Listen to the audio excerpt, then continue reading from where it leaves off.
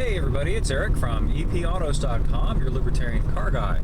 Thought I'd talk today about an issue of who's your daddy, confusing parentage. I am driving the 2019 Toyota 86, which actually is a Subaru BRZ and also was formerly the Scion FRS. They all come from basically the same place, which is Subaru. What happened was Toyota and Subaru got together and decided that they could save some money by jointly developing a sports car. And Subaru did the lion's share of the engineering work. The drivetrain in this thing is all Subaru. It's got a 2-liter flat 4 made by Subaru. And really the only significant difference other than the badge between these vehicles is some slight cosmetic tweaking, and it really is very slight. The front end of the Toyota 86 and the back end are slightly different than the Subaru, but other than that, it's fundamentally the same car. Interestingly, though, Toyota charges significantly more for it, and I think the reason for that has to do with the fact that it's badged a Toyota, and Toyota's got a really solid blue chip reputation, and also something more substantial or objective, and that is among the best, or rather the lowest, depreciation rates of any brand of car.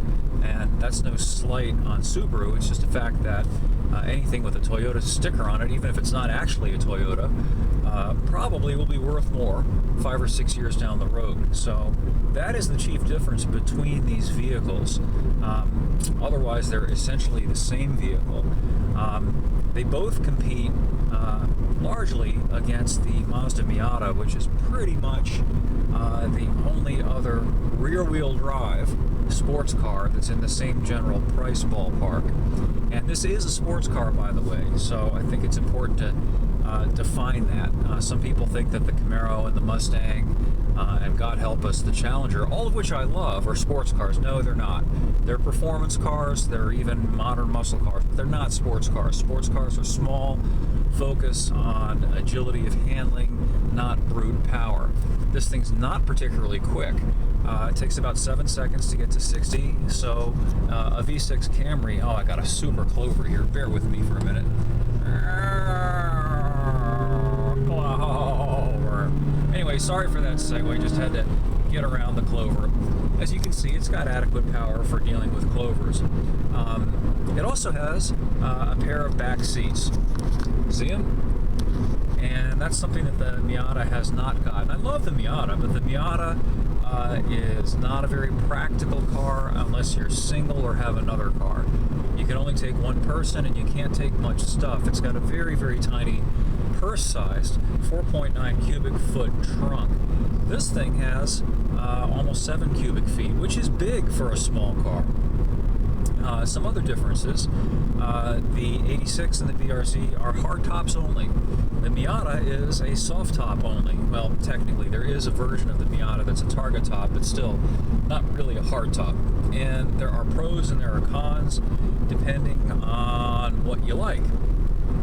If you like greater structural integrity, if you like better weather integrity, particularly if you have to park outside, a hardtop is the way to go. Hardtops don't yellow. Hardtops are also a whole lot more difficult to break into than a soft top, which anybody can break into who's got a sharp knife. On the downside, you can't drop the top, so you can't enjoy the nice weather that we're having right now.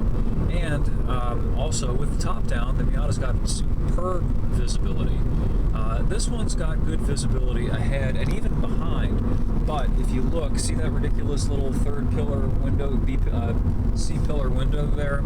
It's got a little quarter window that's tiny, and it's adjacent to a really thick C-pillar to support the roof. And sometimes when you're pulling out from a side street, it's kind of hard to see what's coming at you from the right. That's probably the chief deficit of this car. Also, some people aren't really big fans of the way the interior is laid out. Not so much from a functional point of view. It's got nice analog gauges, no bullshit, pardon my language, but it's not as pretty as the Miata in some people's opinion, and that kind of jives with my own opinion. I do think the Miata's got a nicer interior. But again, your mileage may vary. Now, the one thing this car does have that the Miata doesn't, in addition to the hardtop and the back seats, is that Subaru-designed Boxer engine, the horizontally opposed flat 4.